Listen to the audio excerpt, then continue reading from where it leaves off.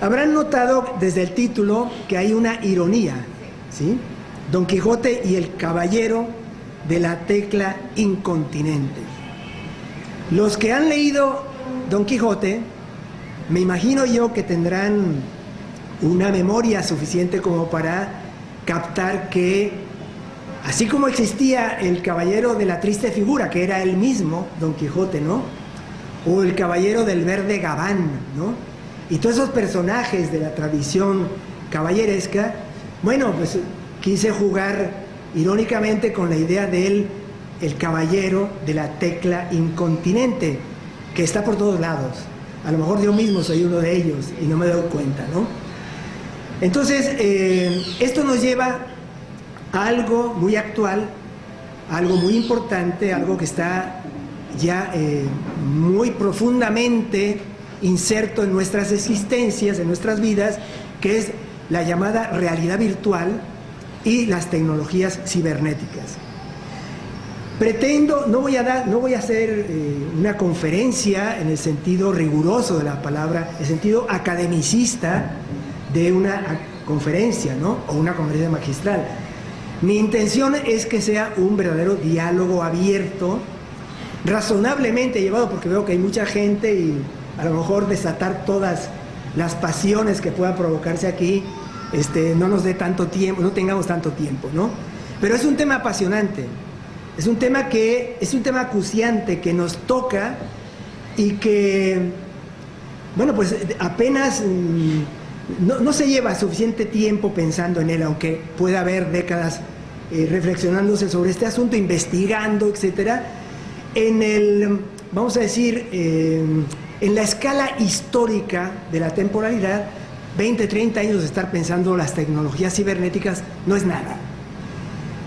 La importancia del asunto me parece que es evidente, no me voy a detener más en ese aspecto, y a pesar de que, repito, es un tema que requiere reflexión y exige nuestra reflexión, no es muy común hacerlo. Hoy día sí es más frecuente encontrar toda una cantidad de iniciativas, congresos, ponencias y cosas en relación a este punto. Pero todavía me parece a mí que no existe teorías o aproximaciones suficientemente, diría yo, sólidas como para poder marcar una pauta en el pensamiento sobre el tema. Entonces voy a empezar por considerar algunos aspectos que tienen que ver con este asunto, directamente, ¿no? Se presume, al menos es un supuesto que ha venido planteándose con mucha fuerza, y hay algunos que además este presupuesto lo sostienen con muchísimo énfasis, con mucho fervor y ardor, ¿no? Que la cibernética nos afecta por lo menos en estos tres aspectos, ¿no? Se presume que se ha venido convirtiendo en una especie de realidad alterna, ¿no? Lo cual es muy grave. Esto supondría que hay una realidad y que aparece otra realidad, que es alternativa, ¿no? Una especie de pararealidad sucedánea de la que conocemos como realidad, es decir, del mundo que representamos y en el que desplegamos nuestra existencia. En segundo lugar, hay gente que supone o que propugna por la idea de que la realidad virtual y la cibernética modifica y aún altera nuestra subjetividad. O sea que, por un lado, tenemos un problema con la realidad como tal, vamos a decirle de alguna forma realidad objetiva, y tenemos un problema también con nuestra realidad subjetiva. Repito, hay gente, tengo colegas que en la Facultad de Filosofía y Letras de la UNAM abiertamente manejan la idea de que hay una alteración de la subjetividad, ¿sí? Y el supuesto, vamos a decir, la supuesta referencia de esta tesis o hipótesis es que la cibernética supone tanto una singularidad epistémica, o sea, una peculiaridad no conocida en el terreno del conocimiento, ¿sí? Como por el efecto en el plano ético de los algoritmos que manipulan nuestra subjetividad y por tanto afectan todo nuestro potentísimo e importante ámbito del deseo, ¿sí? Es decir, que hay un control y un manejo y una manipulación de nuestra subjetividad concretísimamente en el plano del deseo, lo cual es gravísimo, porque podríamos convencionalmente propugnar por la idea de que el ser humano es un ser representador, un ser que conoce, pero también es un ser que desea, es un ser volente, volitivo, que quiere, y estos están diciendo que con la cibernética todo eso se ha alterado, ¿sí? O está alterándose, ¿no? Y en tercer lugar, que la cibernética o la realidad virtual o las tecnologías, fíjense que ni siquiera sé muy bien qué términos usar, ¿no? Porque cada uno de esos términos tendrían que ser rigurosamente estipulados, ¿no? Coarta este fenómeno, ¿verdad? Coarta y acaso anula la dinámica de por sí limitada de nuestra voluntad, ¿sí? Lo cual significa que limita severamente nuestro libre albedrío, lo que, dicho de otra manera, significaría una limitación nada menos que de una de las cosas de la que nos preciamos tanto, que es la de nuestra libertad. Bueno, frente a estas tres presumibles implicaciones de la realidad virtual, de la cibernética, de las tecnologías digitales, voy a empezar, ¿no?, a título, digamos así, de un primer paso, ¿no?, una primera aproximación, por proponer una objeción a la primera de estas presunciones, ¿no?, que era aquella que decía que altera la realidad, ¿no? Lo que asumimos como realidad objetiva, la exterioridad, lo que está fuera de cada uno de nosotros, es y solo puede ser una representación de la subjetividad. Es una tesis fuerte, que no tienen por qué compartir. Bueno, es una aproximación de mi parte, que por supuesto estoy dispuestísimo a dialogar con ustedes sobre esto, ¿no? Continúo, ¿no? En el plano de la intuición empírica, esa exterioridad es asumida como exterioridad, como algo externo a nosotros, ¿no? Sin problemas. Si alguien se pone a dudar aquí que estamos en el Museo Ayacucho, en estas arcadas tan importantes, ¿no?, tan bellas, diríamos, esta arquitectura, en esta situación, esta tarde del día, ¿qué día soy? 5 de... jueves 5 de enero, etcétera. Si alguien dice, no, estamos en Sudáfrica, en una playa, rodeado de rinocerontes con alas de, no sé, de murciélago color de rosa, bueno, yo diría, algo está sucediendo ahí, ¿no? A mí me parece, a mí en lo personal, no sé qué pasa con ustedes, me parece indudable que estamos en martes 5 de enero, en el Museo Ayacucho, jueves, en un acto de la Fundación Ethos con un montón de gente, bienvenidas y bienvenidos, muchas gracias, ¿no? Y aquí no hay ninguna duda, ¿no?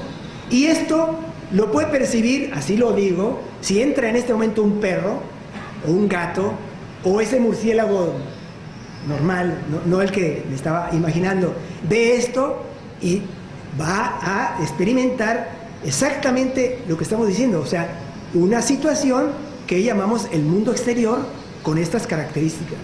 No hay ningún problema en ese sentido. Quien tenga problemas con esos, bueno, tendrá que revisarse, algo le pasará, ¿no? ¿Sí? Bueno, entonces, esa exterioridad asumida como tal, sin problemas, es así porque tenemos la capacidad intelectiva, todos los seres dotados, ¿no?, del bagaje biológico mínimo a tal fin, y no solamente los seres humanos. O sea, estoy señalando, estoy de acuerdo con quienes propugnan que una representación de la realidad exterior la tienen los animales también, y que en ese sentido no somos en ningún sentido superiores es más, en muchos casos somos inferiores a los animales, ¿no? ¿sí? Y no voy a, hay montones de ejemplos para poder sustentar al menos hipotéticamente esa posibilidad, ¿no? En el plano, sin embargo, pasamos a otro plano, de la dinámica de la razón, aquí empiezan otros problemas, ¿no?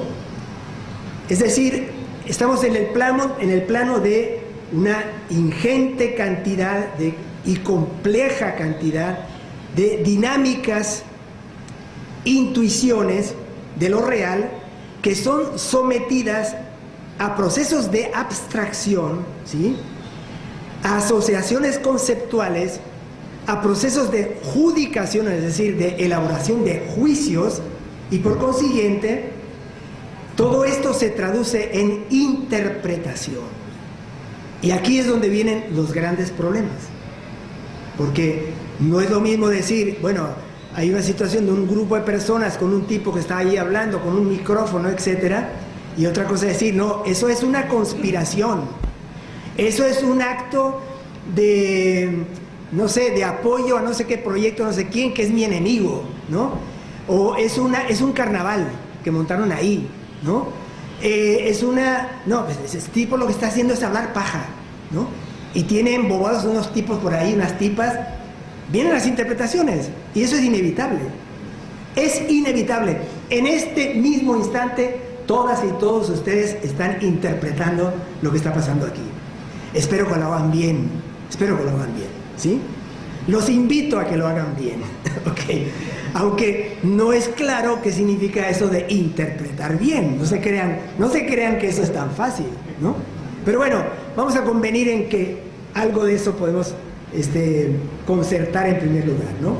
Como decimos entonces, el ser humano es el ser de la interpretación, ¿sí? No sé qué pase con los demás animales.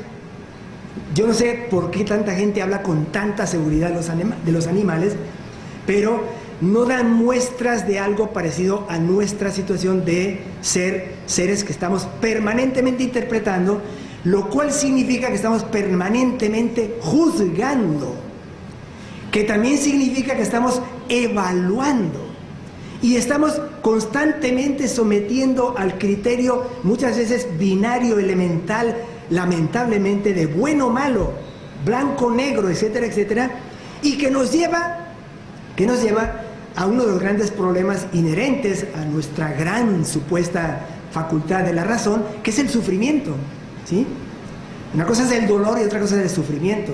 Y nosotros somos seres de la interpretación, pero también somos seres del sufrimiento, ¿sí? Y por eso hay filosofía, y por eso hay ética, y por eso tiene que haber Fundación Ethos, y todo lo que se le parezca, y hay que trabajar en todo lo que tiene que ver con ese asunto. Pero no me voy a detener en eso, vamos al punto de la realidad virtual, ¿no? Las interpretaciones pueden ser claras u oscuras, distintas o confusas, equívocas o certeras, falsas o verdaderas, benévolas o malévolas, dolorosas o placenteras, etc. ¿Sí? O sea que la interpretación, la razón y todos sus procesos nos colocan en ese plano, y la realidad virtual conecta con este asunto, y conecta con este asunto con, vamos a decir, generando situaciones que requieren al menos de un esclarecimiento y una reflexión, ¿no? Como sea, la consistencia de los juicios acerca de lo que sucede y de lo que nos sucede viene dada por su correspondencia o no con lo que se llama técnicamente en filosofía el principio de razón, ¿sí? ¿En qué consiste este principio de razón? Es muy sencillo, además todo el mundo lo entiende, además creo que todo el mundo lo sabe, aunque no haya estudiado en ninguna facultad de filosofía y letras y muchas veces ni le hayan dicho nunca eso, ¿no? Todo en este mundo es necesariamente por algo. Todo fenómeno en esta vida, en esta realidad, remite necesariamente a un antecedente, ¿sí?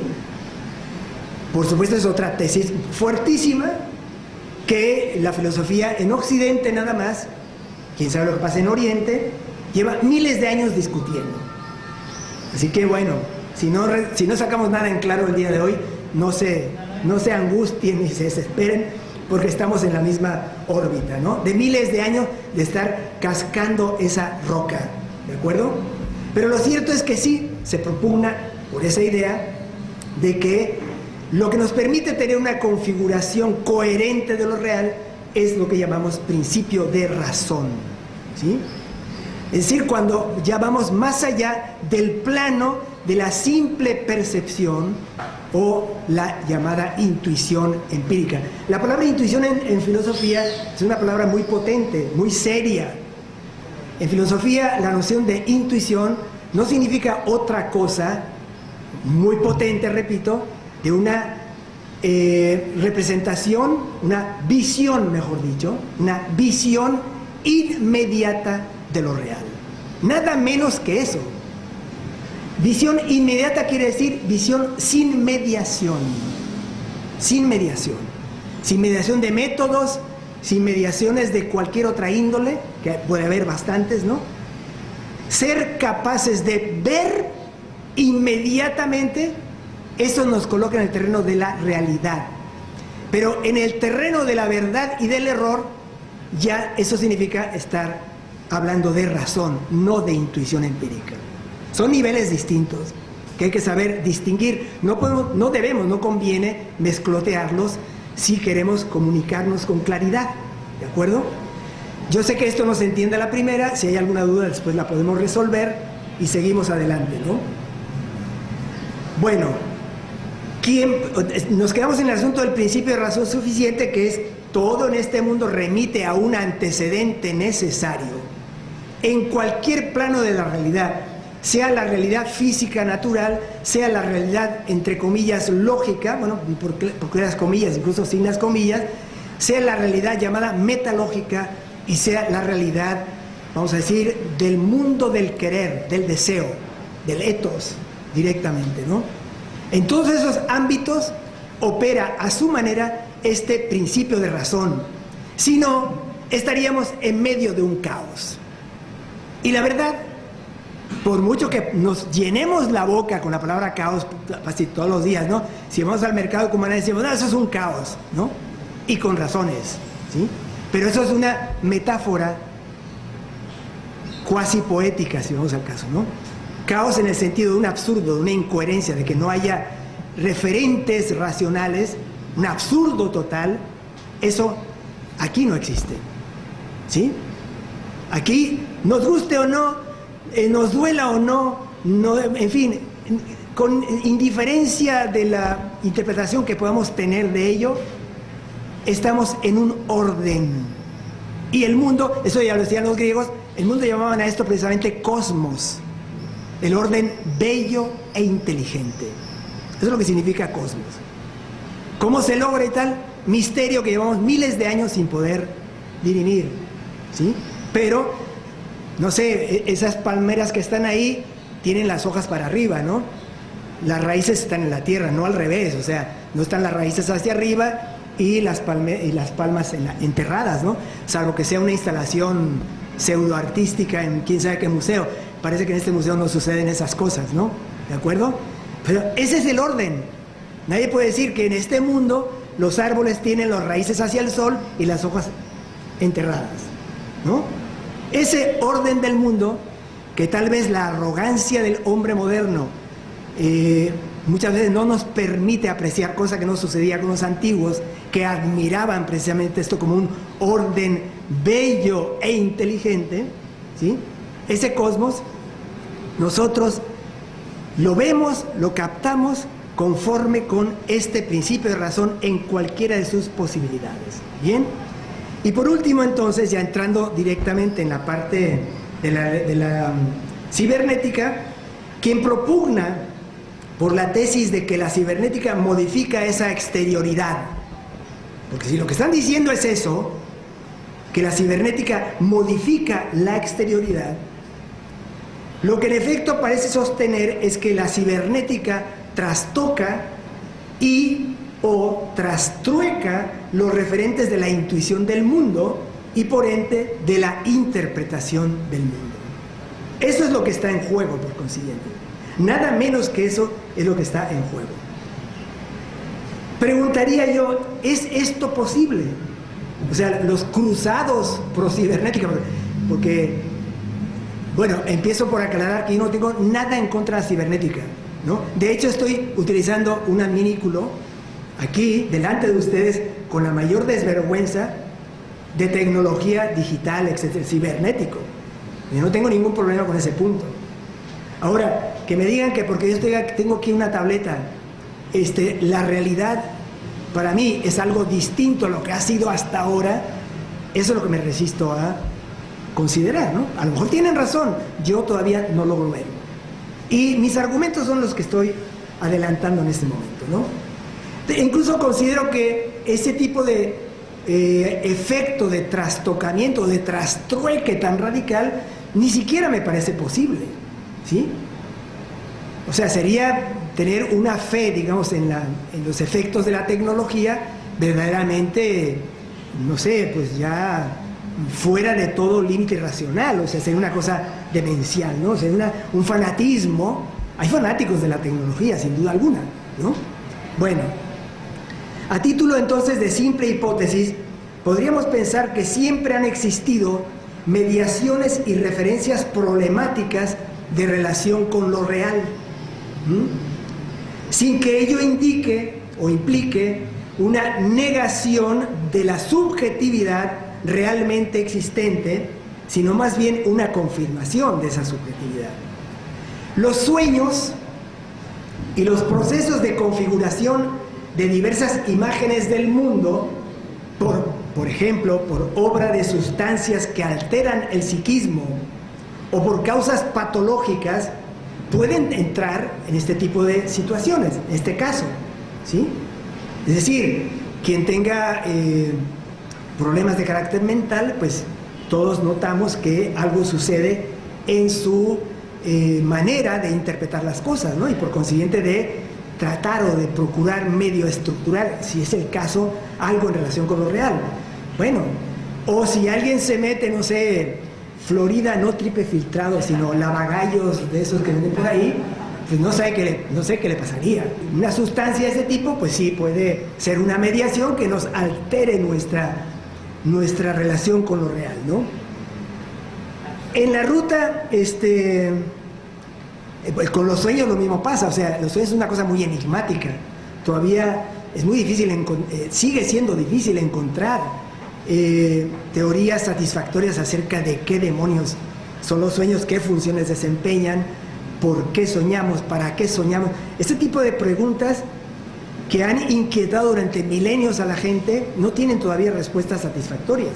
Probablemente no las tengan nunca, pero no por ello vamos a dejar de problematizarlas, ¿no?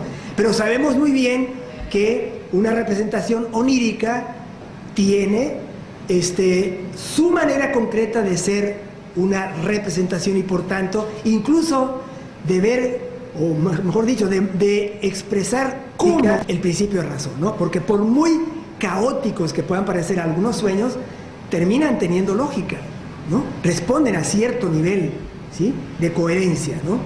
Y tienen funciones. O sea, parece ser que pues no podemos evitar los sueños. El día que se nos castre esa posibilidad o se nos obture esa posibilidad, pues eso sí podría ser una gran alteración de nuestra propia existencia, ¿no?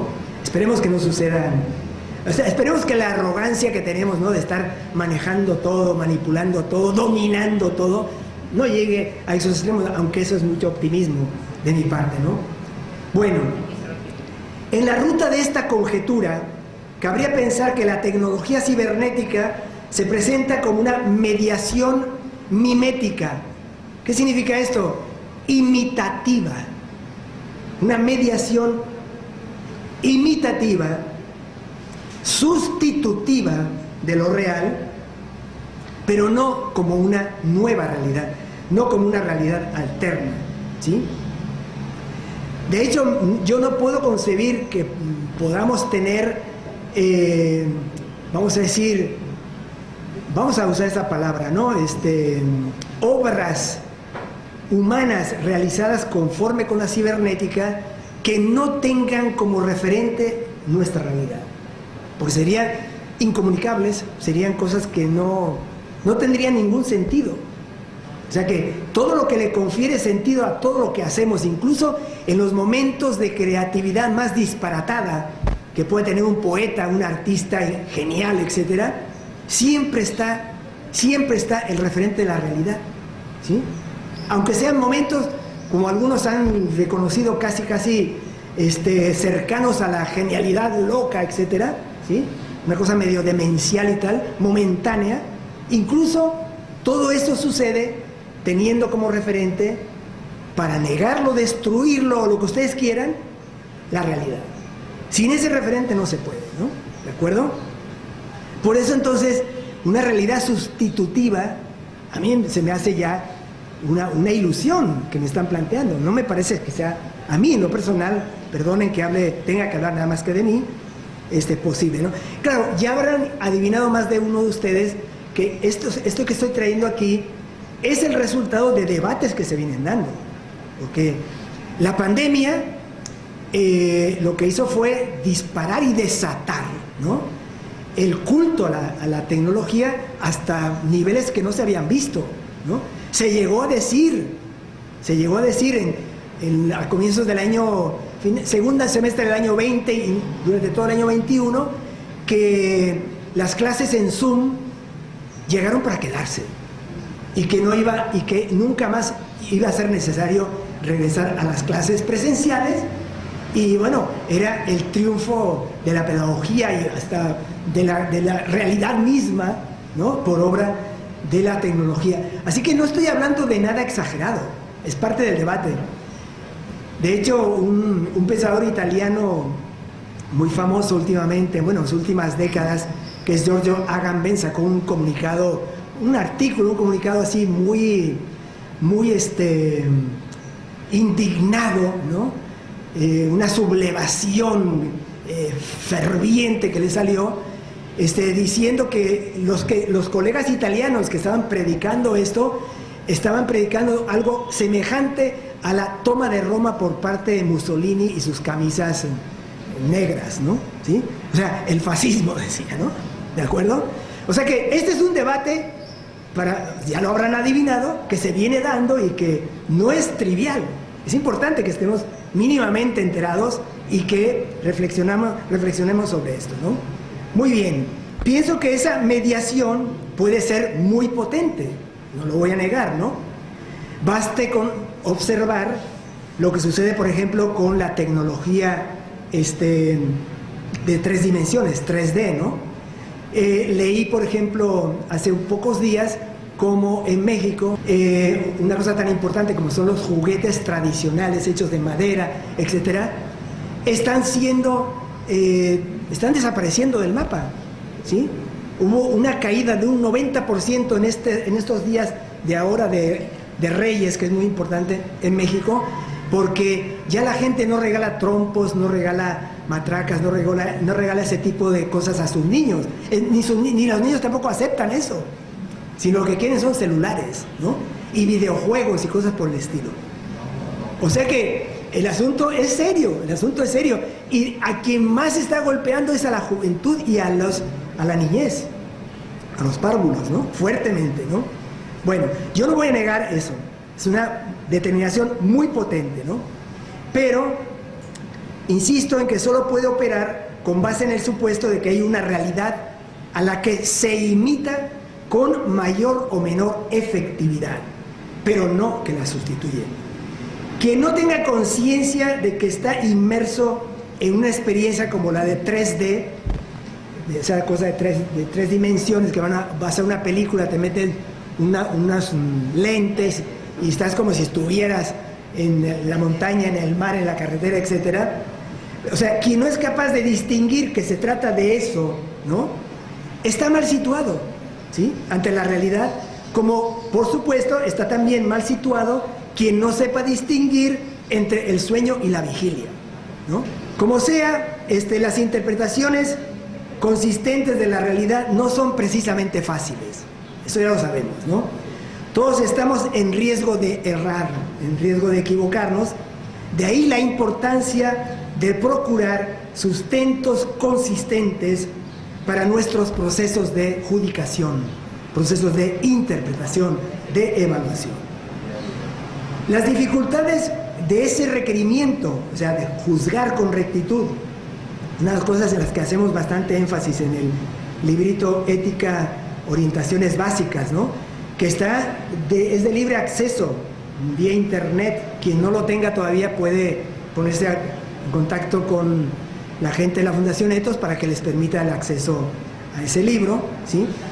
Entonces, como sea, son difíciles estas interpretaciones, pero de ahí entonces la importancia de que procuremos que sean realizadas de la mejor manera posible. Ahora, las dificultades de este requerimiento, prácticamente de sentido común, son mayores de los que comúnmente solemos pensar o en los que comúnmente solemos reparar. Tomemos el caso, aquí es donde viene el asunto de Don Quijote, ¿no? Y el juego ese bromista del título, ¿no? Vamos a tomar el caso de Don Quijote y la célebre reyerta con el barbero, ¿sí? Acerca de la bacía y el yelmo, o lo que quedó terminando después, el baciyelmo, ¿no? ¿Han leído el Quijote o no? Si no lo han leído, corran a hacerlo, corran a hacerlo, ¿no? Y bueno, hoy se van a enterar de algunas cosas medio interesantes. Espero que lo que yo les diga los estimule y no que los ahuyente, ¿no? Hay unos cuantos capítulos, son breves, en la primera parte del Quijote, y muy especialmente en el capítulo 45 del Quijote, que viene a ser un poco vamos a decir, la conclusión de una discusión y incluso una discusión feroz. Se van a las manos, ¿no? Se caen a golpes por esta discusión. Una discusión que empieza en el momento en que, después de aquel episodio de los batanes, ¿no? Donde están Sancho y Don Quijote una noche aterrorizados por unos ruidos que no sabían de dónde provenían y pensaban que eran duendes y monstruos y tal, y después se cercioraron de que eran batanes, que son una cosa que se usaban en esa época en el mundo rural, ¿no? Y después de haber estado con ese problema casi traumático, van por su ruta a lo largo de la Mancha y se encuentran, ven que viene un sujeto en un burro de color pardo, ¿no? Que trae sobre la cabeza lo que Don Quijote interpreta como el yelmo de Mambrino, ¿sí? Cuando lo que en realidad era una bacía. Bacía aquí es una palabra que se escribe con B dentilabial, con B labial, B labial, no dentilabial. O sea, no es vacío con B chica, sino vacía con B grande. Es como una palangana que usaban los barberos para afeitar a quienes afeitaban. Y tiene una concavidad para que esté el agua ahí, y tiene tiene exactamente una especie de semicírculo, la forma para que pueda adaptarse al cuello, etc.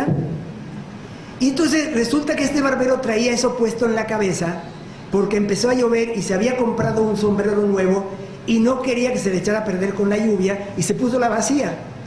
Y cuando Don Quijote ve venir a un tipo montado en un burro con una cosa que además, según Sancho, que solo pensaba en dinero y en bienes materiales y todo el tiempo estaba pensando en cómo sacar ventaja de las cosas, según Sancho posteriormente dice, bueno, la bacía era de buena calidad, por lo menos 8 reales seguramente costaba eso, ¿no? Entonces ven que este tipo trae eso en la cabeza, que además por lo mismo es un latón limpio, nuevo todavía, que brilla ante los rayos que, pese a la llovizna, están colándose por las nubes y la llovizna, etcétera, brilla en la bacía. Y Don Quijote dice, pues ahí viene un caballero que trae el yelmo es el casco de oro de un gran personaje de la tradición caballeresca que era Mambrino, ¿sí? Entonces cuando ve al tipo, dice, ah, no, este es un caballero. Y como es un caballero, pues viene aquí la lisa, ¿no? Vamos a empezar a pelearnos, saca su lanzón, quiere darle un lanzazo, por fortuna no se lo da, porque por la descripción ese cacharro debe haber sido una cosa verdaderamente mortal, se rompe el lanzón, el tipo se cae del burro, etc. El tipo venía en un burro, y ahí Don Quijote todo lo está alterando, todo lo está interpretando con el prejuicio de la tradición caballeresca. Es muy interesante esto, el peso que desempeñan los prejuicios en las interpretaciones. Es una verdadera plaga, ¿no? Entonces, claro, en el caso de Don Quijote no se trata de cualquier prejuicio, no se trata de decir, no, aquí lo que hay es una bola de locos que quién sabe qué están haciendo, no. Es decir, todo un sistema simbólico que era la tradición caballeresca. Viene ahí un tipo con el casco de oro de Mambrino, es un caballero, tengo que pelear con él, es una cosa de honor pelear con él, el tipo se ve agredido, lo tumban del burro, el burro es interpretado como un caballo, ¿sí? De hecho, después en esa discusión de si es bacía o es yelmo, se cuela la discusión de si lo que traía el barbero era albardas de burro o jaez de caballo, no es lo mismo, ¿no? O sea, los cinchos con los cuales se sostienen las sillas y los implementos del burro, en el burro pues se llama albarda, ¿no? Y cuando se trata de caballos se trata de jaez, ¿no?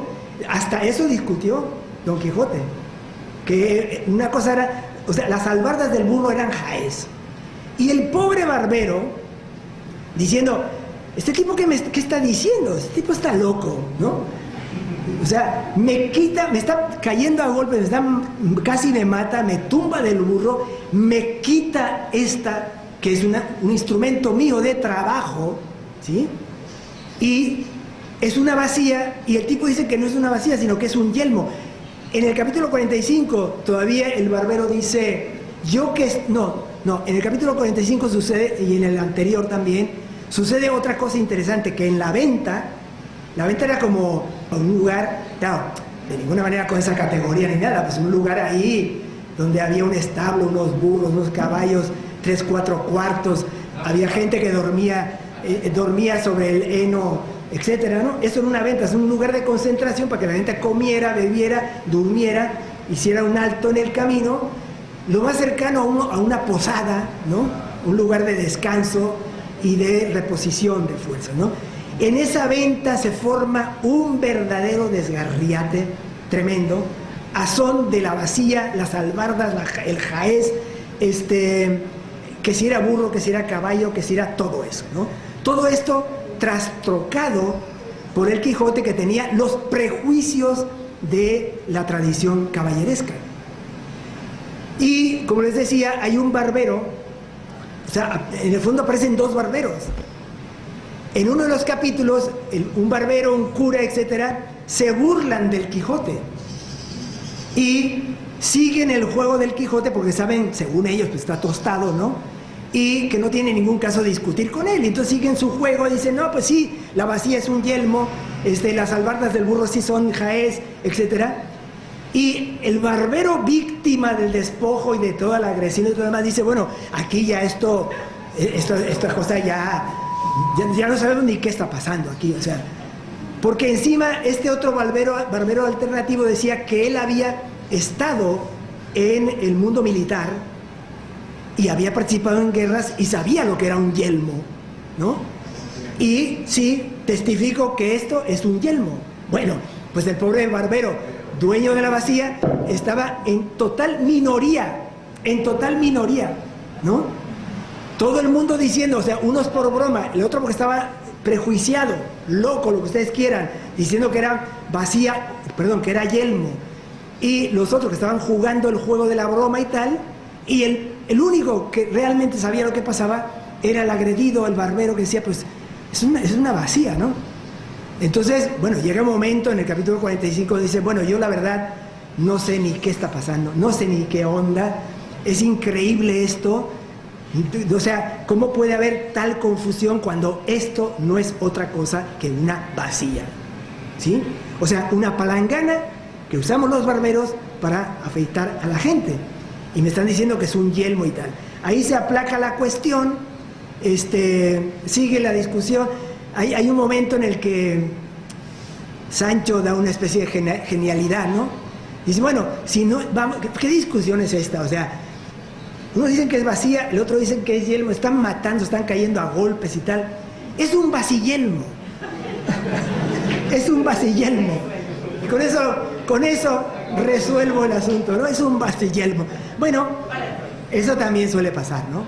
La gente que no se compromete, la gente que le da miedo arriesgarse, la gente que dice, bueno, ¿para qué están discutiendo esto cuando esto se resuelve así? Tienes razón tú, tienes razón tú también, es un vaciyelmo, ¿no? Bueno, a mí me parece un caso, hay miles de casos de este tipo. Puedo también referir un caso muy interesante en la tradición cinematográfica y narrativa japonesa, por ejemplo, ¿no? El caso de Rashomon. O sea, matan a un samurái. Eso fue presenciado por un grupo de personas, 6 o 7 personas, y cada una de ellas dio una versión distinta de lo que pasó ahí, ¿no? O el caso, por ejemplo, de una película que se titula, esa es norteamericana, la otra es, esa película la filmó Akira Kurosawa, Rashomon se llama, ¿no? Otra que filmó un cineasta norteamericano, actúa Henry Fonda, es decir, algo así como Los 12 hombres enojados, o algo así, que es un jurado, ¿no?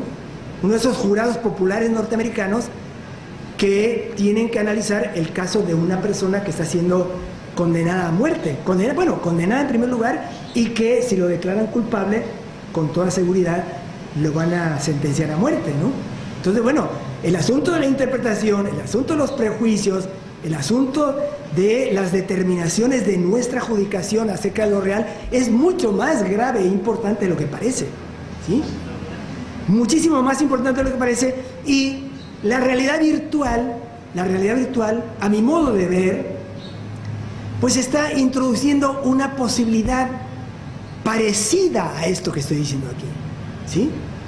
Pero finalmente Don Quijote, por muy disparatado que estuviera, por mucho que fuera un dislate su manera de ver las cosas, bueno, tiene un asidero en lo que son sus referentes de realidad. Yelmos, tradición caballeresca, etcétera. No está hablando de otro planeta, no está metido, o sea, es la propia realidad interpretada de esa manera. O sea que la realidad cibernética, mejor dicho, la tecnología cibernética, a mi modo de ver, no creo que pueda tener una ambición, una aspiración mayor, ¿no?, que, bueno, introducir una mediación frente a la realidad, pero no sustituirla, ¿no? Y no decir, no, lo que está, porque, bueno, es que mucha gente, hemos llegado a esta situación, mucha gente, eso lo ve uno en países donde el clima suele tener más importancia que aquí, porque, qué sé yo, un bajón muy fuerte de temperatura puede ocasionar graves tropiezos, y puede buscar cuál es el pronóstico del tiempo y tener una idea, ¿no? Pero de ahí a que, por ejemplo, en lugar de salir a la puerta, si llueve o no llueve, voy a buscar a ver qué dice el pronóstico del tiempo, hay una diferencia, ¿no? ¿Sí? O sea que la sustitución de un medio de este tipo en nuestra interpretación de la realidad, o sea, sustitución que hace un medio de nuestras propias facultades para interpretar la realidad, eso es lo que es llamativo. Y para muchos es más importante lo que dice el pronóstico del tiempo que lo que estoy viendo. Eso me ha pasado, ¿eh? Ver que dice el pronóstico del tiempo, dice no va a llover, y salgo y está lloviendo. Entonces dice, no, pero es que el pronóstico dice, no, pero yo te estoy diciendo que está lloviendo, ¿sí? Entonces, todo este tipo de determinaciones en nuestra relación con el mundo, como les digo, son capitales, ¿no? Consideraciones que tienen que ver con de qué estamos hablando cuando hablamos de realidad virtual, ¿no? O sea, ¿en qué términos eso que llamamos realidad virtual es realidad, ¿no? ¿Qué entender por realidad virtual? Porque esto implica, o sea, al recurrir al adjetivo virtual, implica que hay una realidad verdadera y una que llamamos virtual. Verdadera que pongo entre comillas, por supuesto, por si hay discusión sobre este punto, ¿no? En segundo lugar, que la realidad virtual no alcanza a ser realidad, ¿no? Por mucho que puja, que procura, que se afana, que se esmera, bueno, finalmente no alcanza a ser realidad, ¿no? Lo virtual podría entenderse como algo que posee en potencia la fuerza de lo real. En potencia posee la fuerza de lo real. Es decir, de lo existente fácticamente.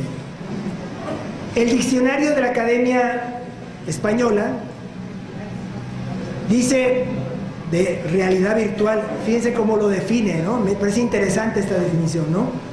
Representación de escenas, dice, o imágenes de objetos producida por un sistema informático. No dice nada hasta ahí, hasta ahora no está diciendo nada, ¿no? Representación de escenas o imágenes de objetos producida por un sistema informático. Hay que entender qué es esto de sistema informático, que da la sensación de su existencia real. Aquí obviamente está declarándose la impotencia por entender qué es esto de la realidad virtual, ¿no? Da la sensación de que es realidad, de que es existencia real. Bueno, si da la sensación pero no es, nadie está en capacidad de afirmar que ahí tenemos una nueva realidad, ¿no? Por consiguiente, lo virtual es algo que en el esquema, vamos a decir, de la, voy a referir algo de la tradición filosófica platónica, socrático-platónica muy importante, que es la alegoría de la línea, está en República. Podríamos decir entonces que la realidad virtual pertenece al ámbito de las manifestaciones derivadas, ¿no? Es decir, algo como los reflejos, los ecos, las sombras, ¿no? Todo ese tipo de fenómenos que son derivación de algo que sí es efectivamente, ¿no? Eso fue algo que llamó muchísimo, sorprendió, asombró, generó muchísimas inquietudes y reflexiones en los filósofos antiguos, los más importantes, ¿no? Porque a pesar de la, vamos a decir, problemática consistencia de ese tipo de fenómenos, no se podía decir que fueran nada, ¿no? Entonces, no son nada, pero ¿qué son? Entonces, un problema ahí, ¿no? Bueno, podría ser que la realidad virtual entre en ese plano de fenómenos como los que Platón señala en la llamada alegoría de la línea, que tienen estas características de ser fenómenos derivados de lo que sí existe efectivamente. Es decir, entonces, que se inscribe en el plano de lo ilusorio, ¿sí? Y la propia definición de la Academia de la Lengua va un poco por ahí, ¿no? O sea, se inscribe en el plano de lo ilusorio, de lo aparentemente real, pero que en los hechos no lo es, ¿no? Lo virtual, para decirlo al modo aristotélico, es como una especie de realidad siempre en potencia, una potencialidad siempre incumplida. La interpretación en sí no basta para declarar algo como verdadero. Ya lo hemos visto en el caso del yelmo de Mambrino y de la bacía. Fue interpretado una bacía, una palangana de barbero, como un casco de oro de un gran jefe militar de las épocas de las luchas caballerescas. Esa representación en sí misma no le da solidez a esa representación, ¿no? Entonces ahí no hay un juicio riguroso apegado, como decíamos al principio de razón. Realmente el barbero es el que estaba en la razón. Eso no, ahí no hay ningún problema, ¿no? No podemos simpatizar con el Quijote, nos puede caer muy bien, nos podemos reír con sus chistes y todo lo demás, pero ya puestos seriamente, si no queremos caer en algo cercano a lo que aparentemente era el Quijote, pues tenemos que reconocer que el pobre barbero fue la víctima, tenía la razón, etcétera, y encima, bueno, cornudo y apaleado, pues, ¿no? ¿sí?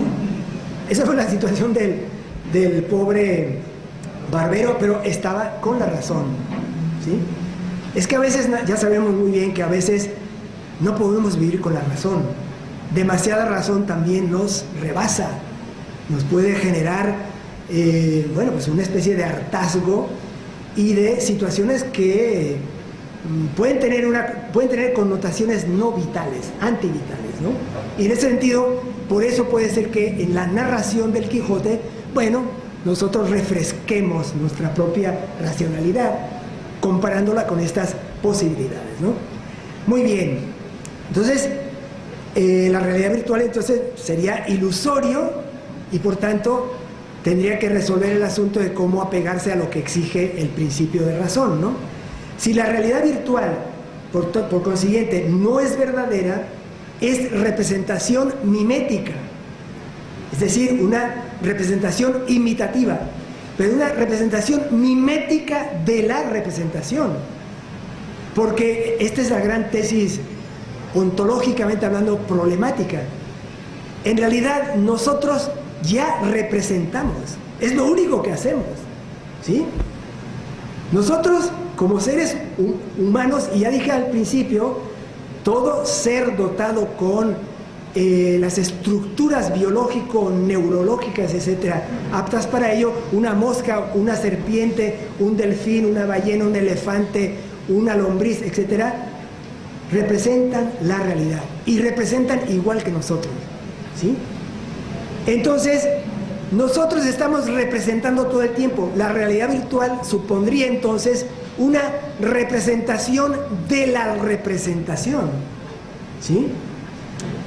Algo que, por ejemplo, en el caso de Platón, una vez más en República, libro 10º, cuando se pone a criticar severísimamente el papel de la poesía, o mejor dicho, el lugar de la poesía en nuestras mediaciones de la representación del mundo, pues la acusación, entre comillas, o el señalamiento es ese.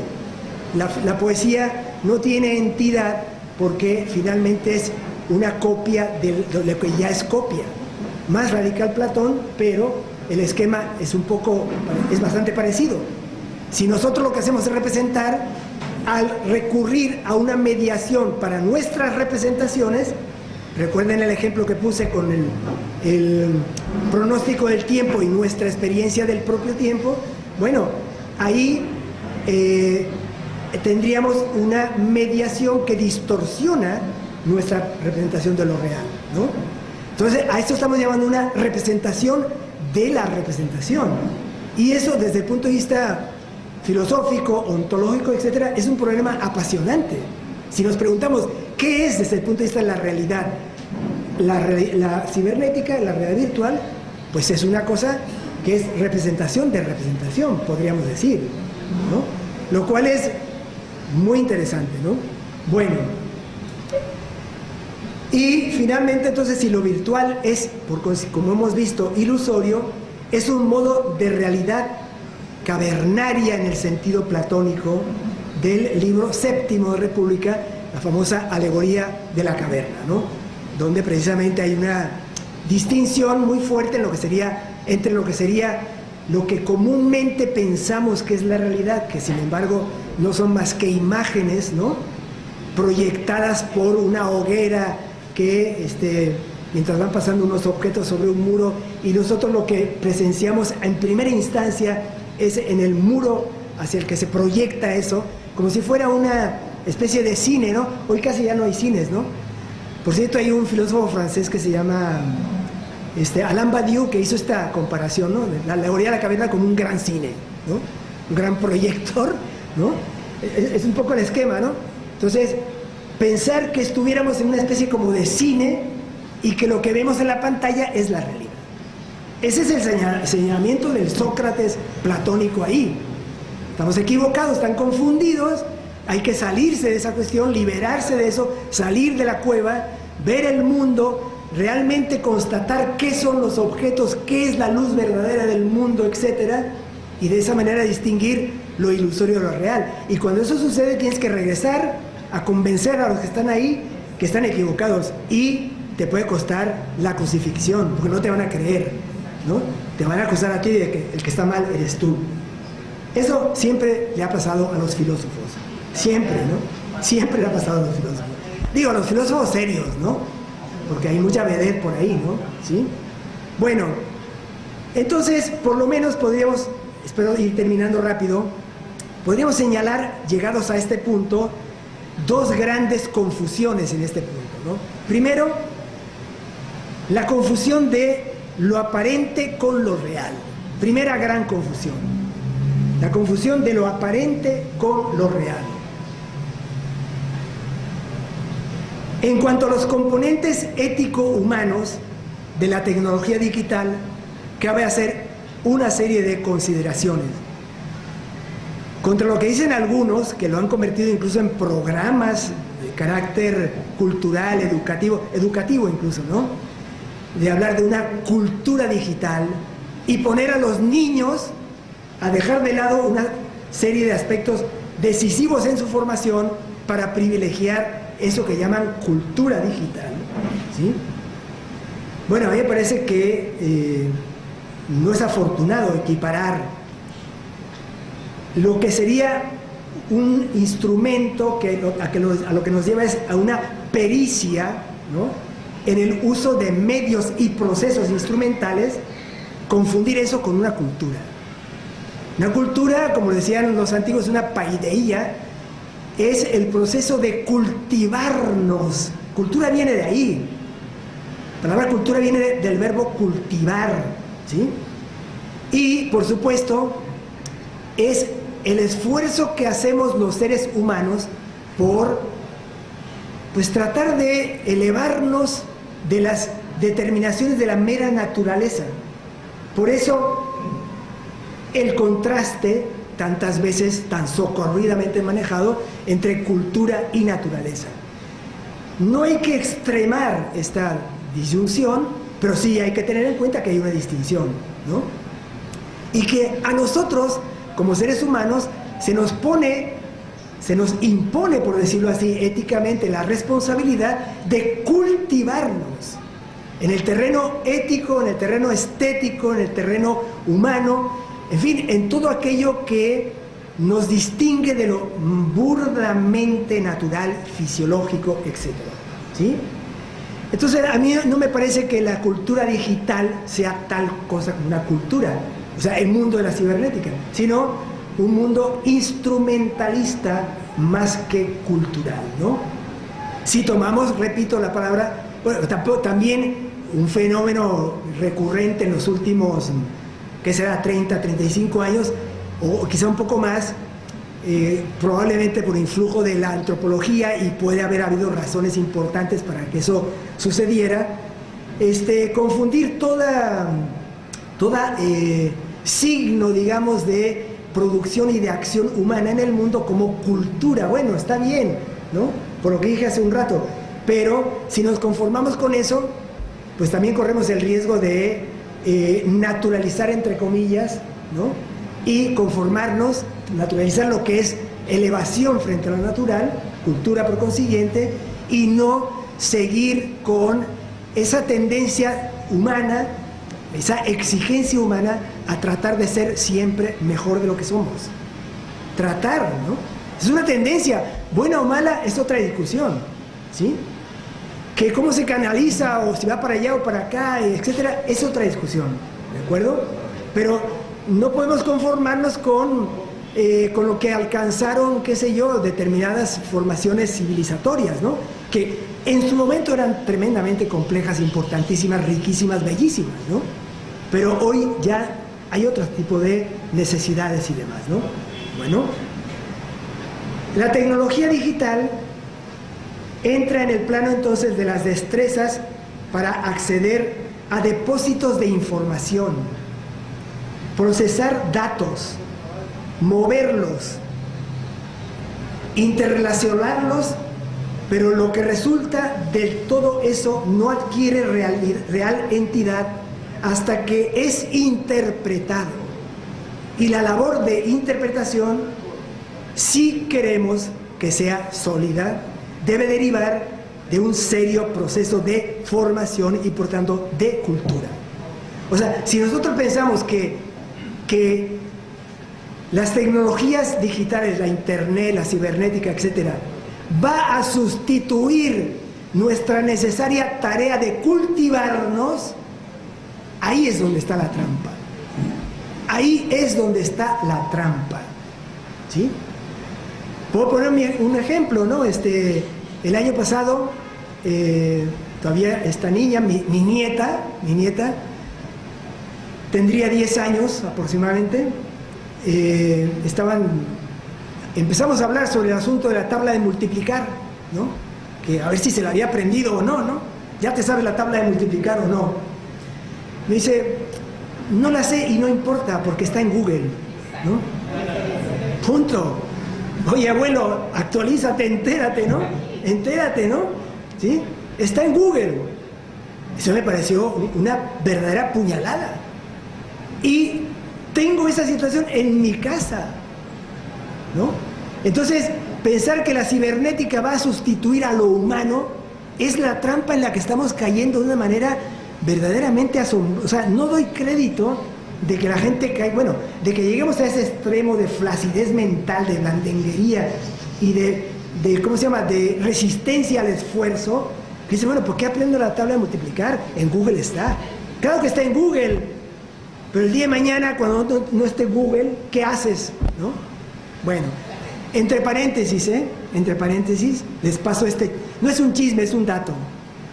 La gente que ha inventado todo esto y que está haciendo negocios inconmensurables con todo esto durante décadas, que se concentra en bastiones, entre otros, como en Silicon Valley, ¿no? Ellos ponen a sus hijos a leer libros y aprender aritmética con abacos y no con las chunches que ellos inventan, ¿no? Ellos prohíben a sus hijos lo que nosotros estamos desesperados de meterle a nuestros hijos. ¿Para qué? Para perderlos, les aviso, ¿sí? Para perderlos en todos los terrenos, ¿sí? Claro, ¿sí? No cultivarlo, no cultivarse, ¿no? Bueno, la internet no sirve para formar a quien no está educado.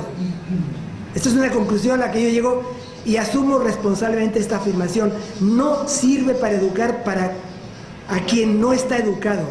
La internet no sirve para formar a quien no está educado, que es la tendencia que prevalece. Vamos a educar a los niños con internet, vamos a formarlos con internet.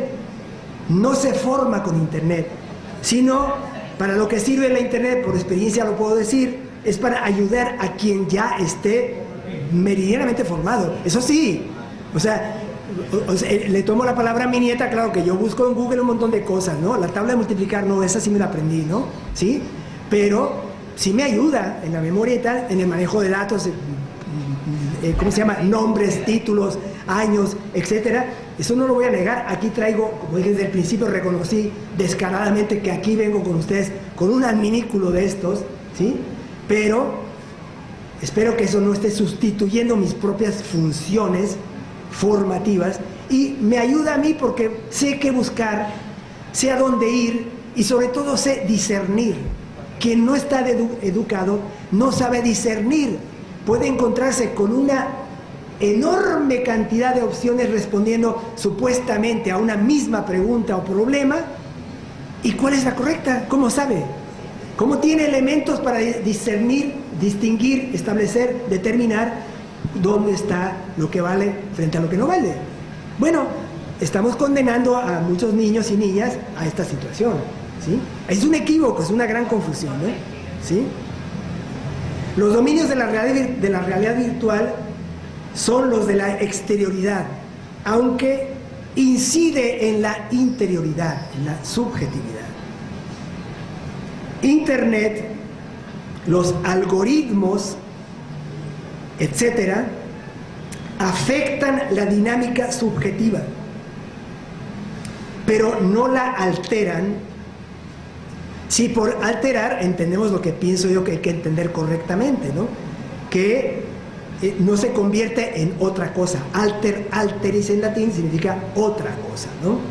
Insisto, no me niego a la dimensión útil de la tecnología digital, pero en lo personal considero que debe ponerse al servicio del logos en todas sus expresiones, ¿no? Sí, palabra, pensamiento, razón, y debe asumirse como medio, no como jaula que nos impida la buena vida.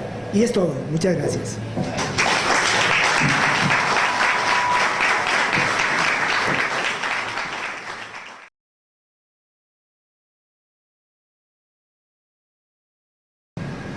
Usted hablaba de que las tecnologías cibernéticas son una trampa, ¿no? Lo entendí así. Y toda trampa es construida y puesta por un alguien. En este caso, el rostro del trampero no aparece. Es difuso, imposible de dibujar. Y yo creo que esa es otra forma de la trampa. Al no captar un rostro, entonces la trampa es puesta en cada uno de nuestros terrenos, es individualizada para luego hacernos a nosotros mismos los responsables de nuestro propio fracaso. Esa sería la primera. Otro asunto es el tema de la memoria, que también tiene, yo lo relaciono con las tecnologías cibernéticas porque la memoria de las tecnologías cibernéticas es volátil, es frágil. Mientras en mi casa yo conservo fotografías de cuando tenía 2 años que mi mamá guardó en un teléfono o en un dispositivo de estos, guardar una imagen es un riesgo que nos somete al riesgo también, al peligro de dejarnos sin memoria en algún momento, ¿no? En lo que yo llamo una amnesia, una especie de amnesia. El tema de la información es otro aspecto. Nos inundan de información para desinformarnos. La velocidad de tránsito de la información jamás podría ser consumida por nosotros, por lo cual terminamos ahogados en un mar de datos, de información que en su inmensa mayoría no sirve de nada. Y finalmente, el mundo de las tecnologías digitales transcurre en una serie de flash, de deslizamientos, sin resistencia, sin contemplación y lo peor, sin tiempo, convirtiendo al ser humano en un ser de la desesperanza, de la desesperación, siempre culpable de su desgracia. La trampa del ser lo mismo necesita un freno, necesita que nos detengamos a no ser nosotros mismos, sino a ser con el otro, en nuestra realidad real. Entonces quería hacer esas 4 reflexiones en relación con el tema. Muchas gracias. Claro, hicimos que con la mesa, una cena ahí, una broma, y estaba la comida, estaban todos los juguetes de los niños, pero todos los que estaban ahí estaban pendientes del teléfono. O sea, la realidad era que estaba una comida, estaban todos unos adornos, todo un trabajo que se hizo para eso, pero la gente estaba desvinculada de esa realidad porque estaba en el teléfono, no sé, chateando, pasando cosas por el Facebook, lo otro, aquello. Entonces, 2 cosas, que la tecnología que puede ser usada de buena proporción y positivamente, lo utilizamos para aislarnos. Entonces, no solamente que se crean una realidad real y una realidad virtual, sino que la tecnología o el mal empleo de la tecnología nos aísla en ocasiones de la realidad concreta. Gooden, en su trabajo La Sociedad del Miedo, nos hace reflexionar acerca de la tecnología. Y hay una cosa que me llamó poderosamente la atención en su libro, cuando hace una reflexión acerca de las generaciones y en particular de cómo se intenta decir que es las generaciones nuevas, las milenios, las que tienen un problema, las que tienen el problema de dependencia, de adicción a la tecnología, a las tecnologías. Y él señala una cosa que a mí me parece importante mencionar, y dice sobre la educación y sobre la revalorización de la educación, que el problema no está en el joven y en el niño que utiliza el teléfono, que utiliza la tecnología, sino en la ausencia de los padres, en la ausencia de los abuelos, en la ausencia de la familia. Yo quería decir que me parece muy acertada asumir la figura del Quijote para una disertación, un diálogo sobre este tema, precisamente porque el Quijote, de alguna manera, está negándose, una interpretación que yo hago, negándose al cambio de época. En el curso Orientaciones Éticas, de las orientaciones básicas, tú señalas que hay dos elementos que son dos capacidades propias del ser humano, ¿no? Que tenemos que cultivar para nuestra rectitud ética, ¿no? Una es la capacidad de juzgar, la otra es el deseo. Y el deseo y la capacidad de juzgar la relaciona con los valores. Esta realidad virtual, ¿cómo incide sobre los valores? Voy a tratar de complacer las inquietudes hasta donde es posible. En la primera intervención noté cierto tono que me permito calificar con todo respeto, porque es una tendencia muy general, ¿no? A como que hubiera una especie de consideración medio conspirativa acerca de lo que pasa con la realidad virtual, o mejor dicho, la tecnología digital, ¿no? Porque, bueno, yo en realidad no dije, bueno, eso está grabado ahí, pero tengo la impresión de que no dijera que yo esté de acuerdo con la idea de que la tecnología digital nos domina completamente, ¿no? Al contrario, yo estoy diciendo que no. Estoy diciendo que sí, que efectivamente hay un manejo de algoritmos y de procesos y demás que genera una serie de efectos subjetivos. Retengamos, por favor, esta expresión que acabo de decir para no discutir sobre lo que no estamos hablando. Estoy hablando efectos subjetivos. Convengamos en llamarlo así, ¿no? ¿Por qué hago esa precisión? Porque no es lo mismo efectos subjetivos que cambiar la subjetividad. Porque cambiar la subjetividad significaría, si somos rigurosos en el uso de la palabra, que si hasta ahora nosotros sentimos, pensamos, amamos, gustamos, reflexionamos, en fin, vivimos, etcétera, ya haríamos otra cosa. Y yo creo que no. Solo lo que está sucediendo es que amamos, vivimos, sentimos, etcétera, de una forma condicionada. Pero seguimos siendo los mismos seres humanos con las mismas propensiones subjetivas. Seguimos siendo los que amamos, queremos, deseamos, trabajamos, vivimos, sentimos, sufrimos, nos alegramos. En fin, toda esa serie de posibilidades de la vida subjetiva continúan. Solo que aquí tenemos un fenómeno en el que eso se condiciona. Eso no es nuevo. Siempre se ha condicionado esto. O sea, estas disposiciones nuestras no están en una burbuja aséptica, sino que al contrario están amenazadas, sometidas, asediadas, rodeadas, en fin, una sola palabra filosófica, determinadas por esa serie de factores, ¿no? Entonces, no soy partidario, o sea, no veo elementos para decir que haya un plan perverso para castrarnos, ¿verdad? Para limitarnos humanamente, para convertirnos en una cosa distinta, en unos humanoides o un tipo de animalidad distinta, etcétera. Puede que la haya, o sea, en este mundo pasa tantas cosas que podría suceder, ¿no? Podría suceder, ¿no?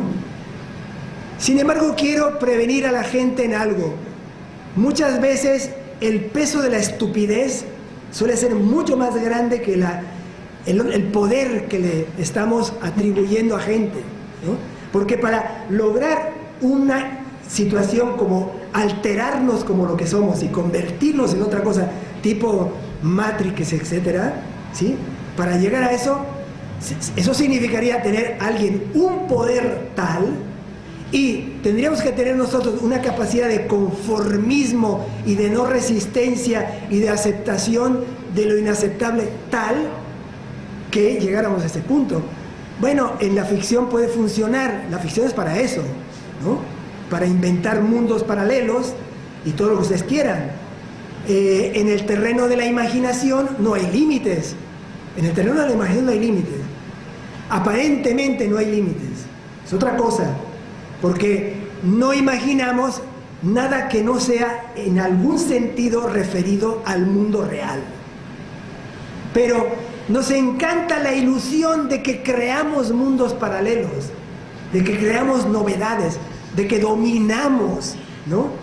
De que controlamos, de que ponemos las cosas a nuestro servicio, etcétera, de que somos infinitamente libres, sin obstáculos. Todo ese tipo de ilusiones tenemos. Cuando en realidad nos ponemos a rascar, nos damos cuenta de que todo eso está en el terreno de la imaginación, de los deseos, de los propósitos, pero en los hechos no es así. En los hechos no es así. Ahora, que haya planes, pues ¿cómo lo puedo saber? Yo no tengo ningún aparato de inteligencia, ni soy periodista destacado para que me llegue información diciendo, están haciendo un plan, y puede que lo estén haciendo, pero aunque lo estén haciendo, pues no creo que tengan tanto poder, ¿no? Y sí, prevengámonos ante la estupidez, ante las, ¿cómo diríamos?, las ingenuidades, ¿no? Y las ilusiones y las fantasías y toda una serie de cosas, ¿verdad?, que juegan un juego pensando que es algo distinto a lo que ha sido, y sobre todo cuando se convierte en negocio y se convierte en elementos de dominación. Entonces, pues mira, la única trampa está en nosotros, si vamos al caso. Y por eso estamos impulsando la formación ética, la reflexión, el estudio, el diálogo, el análisis, el examen de estas cosas, ¿sí? Para que no nos agarre de sorpresa, para que no interpretemos cosas que en realidad no son, porque de otra manera quiere decir que estaríamos tan indefensos que cualquier cosa podemos embutirnos, ¿no? Y meternos entre pecho y espalda. Yo creo que no, ¿no? Me parece, soy un convencido, voy a decir una cosa barbárica, muy dura, ¿no? Me parece que la racionalidad humana, y eso no es un descubrimiento mío, esto no es nada original mío, simplemente estoy de acuerdo con quienes descubrieron que el único espacio realmente libre del que disponemos es una razón bien constituida. Una razón no determinada por ninguna pasión de ninguna clase de este tipo. Porque todo este asunto nos lleva a ilusiones, fantasías, a enfermedades de la propia razón, a desviaciones de la propia razón, a perversiones de la propia razón, que se regodea en sí mismo, etcétera, creyéndose más de lo que es sí mismo, y ahí es donde perdemos la verdadera libertad. Para mí, o sea, repito, no es un descubrimiento mío, no es una tesis mía, es una tesis muy antigua, de la que no nos enteramos. La verdadera libertad es estar libre de pasiones, ¿sí? No es libre quien hace lo que le dé su regalada gana, ¿sí? No es libre quien se gasta, pongamos ahorita $10 millones aquí en un bodegón de los de acá, que he visto que hay bastantes ahora, ¿no? ¿Sí? Porque le dio la gana. Eso es un pobre infeliz, ¿sí? Es mucho más libre el que no necesita ni entrar en el bodegón. No necesita. Es mucho más rico el que necesita menos que el que tiene más, ¿sí? Entonces, por eso es importante consolidar el ethos. Que me vengan, yo hago esta broma, ¿no? Es una broma cruel, es una broma cruel. A nosotros nos educaron y a nosotros y antes que a nosotros mucho más todavía, nos educaron con el cuento estúpido y cruel, sangriento, de que cuando llegaron los españoles aquí, los indígenas se dejaron embaucar por baratijas, ¿sí? ¿Cuántas veces no nos metieron eso en la cabeza? Llegaron y por unos espejitos y unas cuentitas de vidrio y tal, cambiaron eso por oro, ¿no? ¿Dónde queda, por ejemplo, la sabiduría del gran cacique taíno? Atuey llegó a esta conclusión: estos tipos solo tienen un dios, que es el oro. Vamos a desprendernos del oro y vamos a aventarlo al lago, y que allá ellos hagan lo que les dé la gana con eso. Esa sabiduría me parece infinitamente superior, ¿no?, que toda la estupidez consumista, ¿no?, y el afán de dominación y de poder y de empoderamiento, no sé cuántas cosas más en el que estamos ahora. ¿Sí? ¿Sí me explico? Entonces, por eso hago la broma cruel, como les decía. Nosotros nos reíamos de los indígenas que cambiaban oro por cuentas de vidrio y por espejitos. ¿Y a ti, con qué te están comprando? Con unos espejitos, que lo que tienes es una linternita, un audífono, una cosa, qué maravilla, y le doy así, mira cuánta gente no estaba frustrada porque veía a la vecina que hacía así. Yo quiero uno que se haga así también. Ay, mierda, a mí me tocó ver ese tipo de cosas, ¿no? Entonces, nos están fregando con baratijas existenciales. ¿De quién es la culpa? ¿Del quien te ofrece la baratija o de quien se la cree? Hagamos que la gente no se lo crea. Eso es lo que estoy planteando. Y si tienen planes y trampas, allá ellos, que se hundan en sus trampas, que se hundan con el oro de Atuay, ¿no? Que se vayan.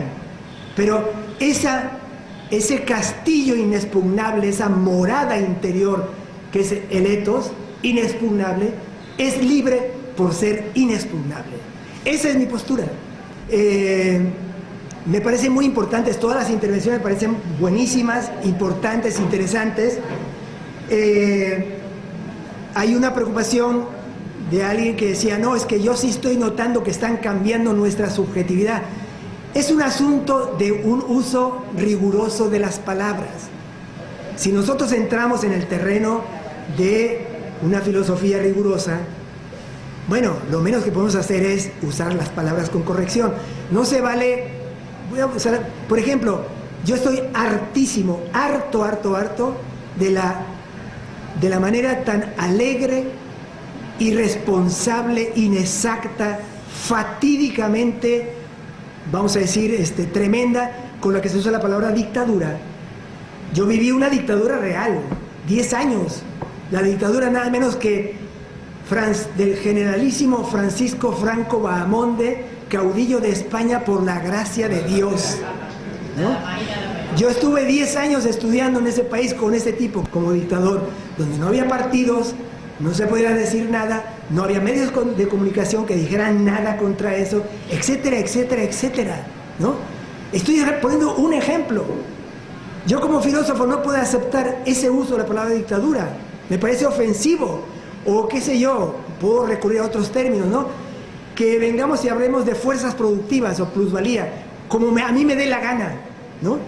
De hecho, muchos sectores del empresariado hace 30, 40 años descubrieron la palabra plusvalía y empezaron a usarla como les dio la gana. Bueno, qué bueno, ¿no? Que usen como les dé la gana. Pero si vamos a hacer un estudio serio de qué significa, no se vale usar eso como a mí me dé la gana. O la palabra esclavo, ¿sí? La palabra esclavo, por ejemplo, ¿no? ¿Cuántas veces no decimos que la situación terrible que vive mucha gente de explotación desmesurada, jornadas de 12, 14 horas? Por ejemplo, un taxista en México, les voy a poner, eso me consta a mí, ¿no? Y hablo de lo que me consta. Un taxista en México, para que gane unos entre 15 y si muy bien le va al día, $20, tiene que trabajar 12 horas impepinablemente. Y las trabaja con taxímetro, a veces hasta les exigen que se ponga corbata. Ha habido gobiernos de la ciudad que le dicen, para trabajar de taxista tiene que llevar corbata, tiene que hacerse revisiones cada 6 meses, exámenes cada año, etcétera, etcétera, para ganar miserables 15, $20 al día con jornadas de 12 horas. Es brutal, pero sepan que eso no es esclavitud. Que la esclavitud es convertir a un ser humano en algo como un animal doméstico, donde no tiene, o sea, es peor que un objeto, algo que quién sabe por qué tiene alma. Bueno, pues los animales también tienen, ¿no? ¿Sí? Un animal doméstico. O sea que no se puede usar las palabras, ¿cómo se llama? Y ese es mi empeño. La palabra subjetividad, vamos ahora, hice todo este excursus, un poco largo, disculpen, porque es otra de las palabras de las que se abusa todo el tiempo. Todo el tiempo. Cuando tenemos toda una tradición bastante larga, más que centenaria, bicentenaria, tricentenaria, de un uso riguroso de la palabra subjetividad. O sea, sujeto no es otra cosa en el contexto en el contexto en el que surge la noción de sujeto, en su acepción, vamos a decir, más rigurosa, moderna, no es la única acepción, ¿sí? Pero en la época moderna es la más, vamos a decir, seria, rigurosa, la que tuvo mayores implicaciones en todo el desarrollo de la filosofía. Se genera en el ámbito del subjetivismo cartesiano y movimientos posteriores, sobre todo el llamado idealismo trascendental, Kant, Schopenhauer, y derivaciones de esto, como puede ser Fichte, Hegel, ¿no? Y por esa ruta a muchos otros pensadores. Ahora, ¿qué entendían ellos por sujeto? No es el sujeto gramatical, ¿no? Tampoco, o sea, no es el sujeto de la oración. Yo quiero comer, que bueno, por cierto, sí es hora de que yo quiera comer, ¿no? Ese yo es el sujeto gramatical. Pero cuando estamos hablando del sujeto que genera la configuración misma del mundo, nada menos, por eso de que una realidad es sustituida por otra, mucho cuidado con qué estás diciendo cuando dices que es realidad, ¿no?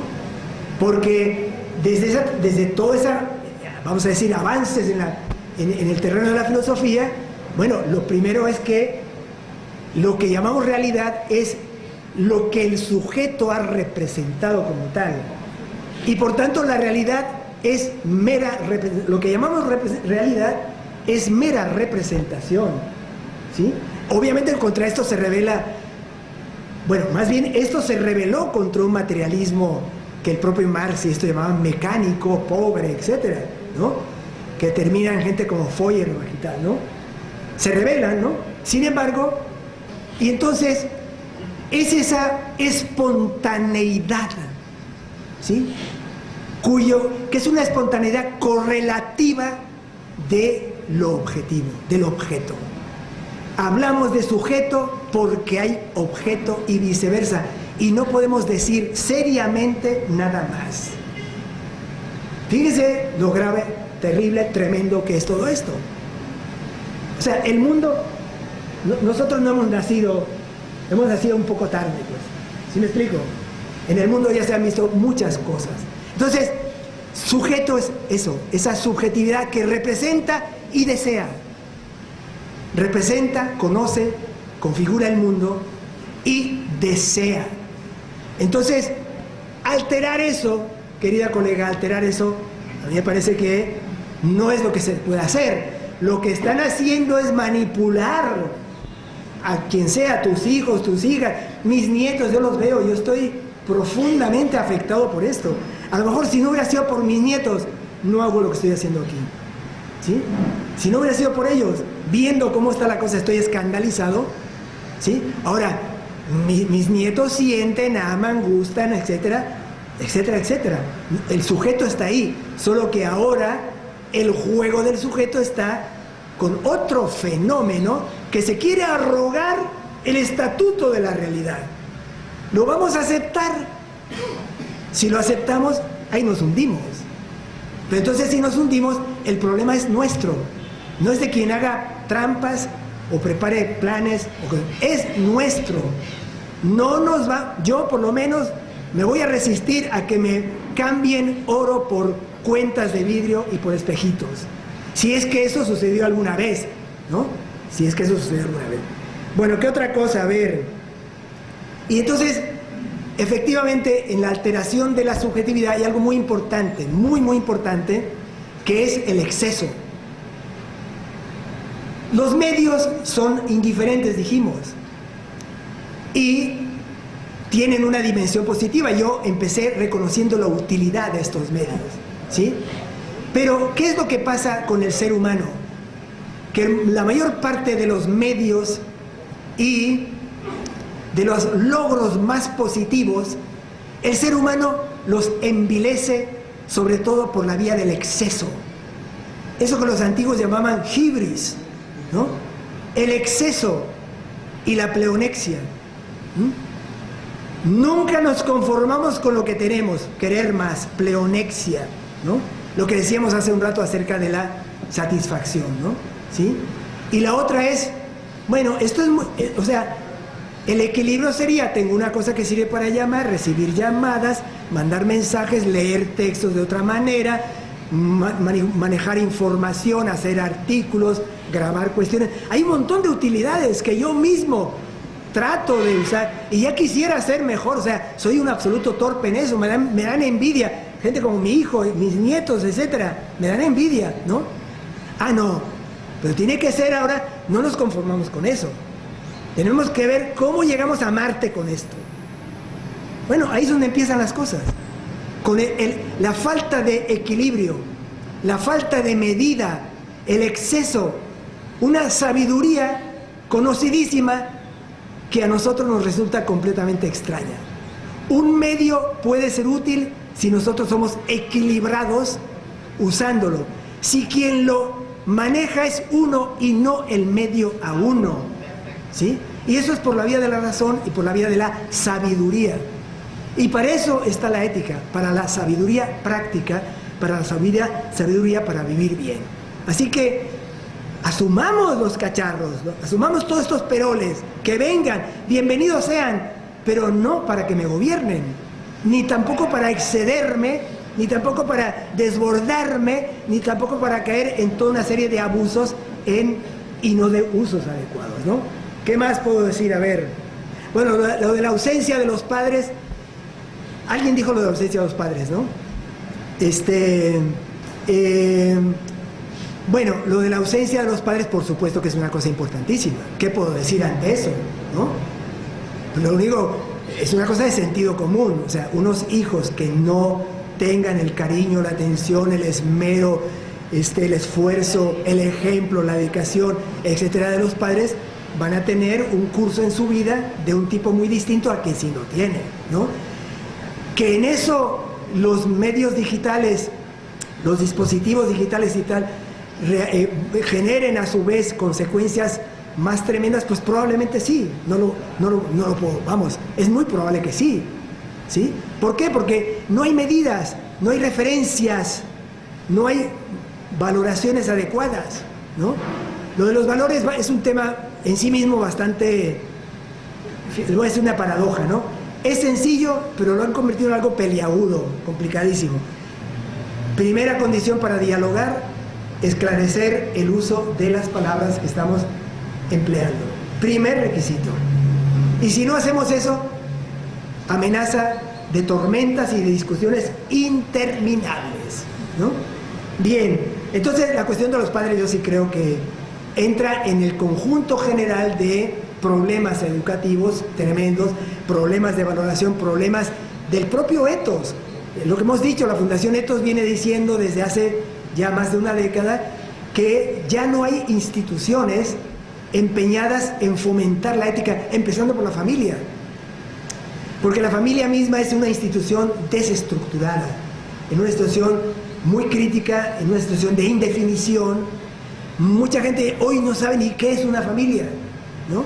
Mucha gente no sabe qué es eso, cuando probablemente estemos en la época de una diversidad de opciones familiares y que todas son legítimamente familia. Muchísimas gracias de nueva cuenta.